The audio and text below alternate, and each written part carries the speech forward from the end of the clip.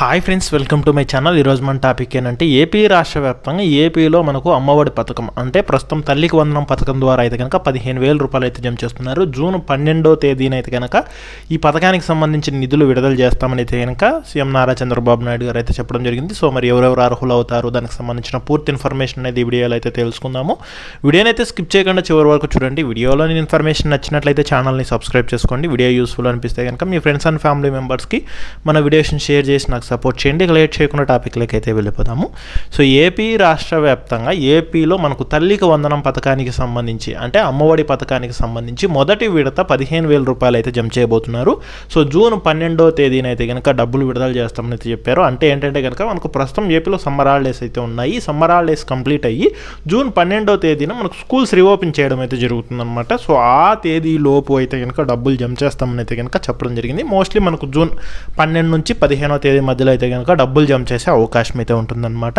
So గతంలో మనకు తల్లికి అంటే అమ్మఒడి పథకం అనేది అయితే ఉండేదన్నమాట. సో ఆ పథకం ప్లేస్లోనే ఇప్పుడు తల్లికి వందనం పథకాన్ని అయితే తీసుకొని రావడం జరిగింది. ఈ పథకానికి సంబంధించి ఎవరెవరు అర్హులు అవుతారంటే 1వ తరగతి నుంచి ఇంటర్మీడియట్ సెకండ్ ఇయర్ వరకు చదివే విద్యార్థులు తరల బ్యాంక్ ఖాతాలకి డబ్బులు జమ చేస్తారు.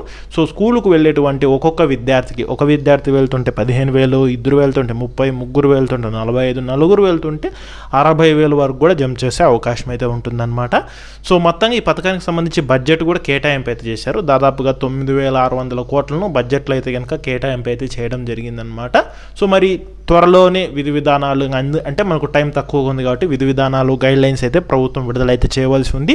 గ్రామ వార్డు సచివాలయం ద్వారా అయితే కనుక మనకు అప్లికేషన్ల ప్రాసెస్ అయితే ఉంటుంది. మరి అప్లై చేసుకోవడానికి ఏమేమి కావాల్సి ఉంటుందంటే మొదట వచ్చేసి పిల్లాడి ఆధార్ కార్డు అయితే ఉండాల్సి ఉంటుంది. తర్వాత తల్లి వారి యొక్క ఆధార్ కార్డు, అదేవిధంగా వారి బ్యాంక్ అకౌంట్ డీటెయిల్స్ అయితే కావాలి. తర్వాత రేషన్ కార్డు కావాల్సి ఉంటుంది. సో వీటితో పాటు క్యాస్ట్ ఇన్కమ్ సర్టిఫికేట్లు కూడా కావాల్సి ఉంటుందన్నమాట. సో అలాగే విద్యార్థికి సంబంధించిన అటెండెన్స్ పర్సెంటేజ్ కూడా చూస్తారన్నమాట. కంపల్సరీగా 75% అటెండెన్స్ అనేది అయితే కనుక ఉండాల్సి ఉంటుంది. సో అటెండెన్స్ కూడా చూస్తారు. సో ఈ రకంగా వీటితో పాటు మళ్ళీ మనకేంటంటే అప్లికేషన్ తీసుకోవడం జరుగుతుంది. అప్లికేషన్లో ఫిల్ చేసిన తర్వాత మళ్ళీ మనకు 6 స్టెప్ వెరిఫికేషన్ కూడా చేసే అవకాశం అయితే ఉంటుందన్నమాట. అంటే గత ప్రభుత్వంలో అమ్మఒడి పథకానికి సంబంధించి 6 స్టెప్ వెరిఫికేషన్ అయితే చేశారు. అంటే ల్యాండ్ ఎంత ఉండాలి, అలాగే ట్యాక్స్ ఏమన్నా పే చేశారా, అలాగే గవర్నమెంట్ ఎంప్లాయ్ ఎవరన్నా ఉన్నారా, గవర్నమెంట్ పెన్షన్ ఎవరన్నా ఉన్నారా, సో విద్యుత్ అనేది అంటే కరెంట్ అనేది 300 యూనిట్స్ లోపే వినియోగించుకున్నారని చెప్పేసి అయితే కనుక 6 స్టెప్ వెరిఫికేషన్ అయితే చేసి ప్రాసెస్ అయితే చేస్తారనమాట. తర్వాత అర్హుల జాబితా అయితే విడుదల చేయడం జరుగుతుంది. అలాగే మీ బ్యాంక్ అకౌంట్కి NPCI అంటే ఆధార్ అనేది అయితే కనుక లింక్ చేసుకొని ఉండాల్సింది ఉంటుందన్నమాట. ఎందుకంటే ఆధార్ త్రూ పేమెంట్స్ అనేది అయితే కనుక జరుగుతాయన్నమాట. సో ఇవన్నీ అయితే కనుక ఈ ప్రాసెస్ అనేది అయితే ఉంటుంది. సో మొత్తంగా ఏంటంటే కనుక మనకు త్వరలోనే విధి విధానాలు గైడ్ లైన్స్ అయితే ప్రభుత్వం విడుదలైతే చేయనుంది.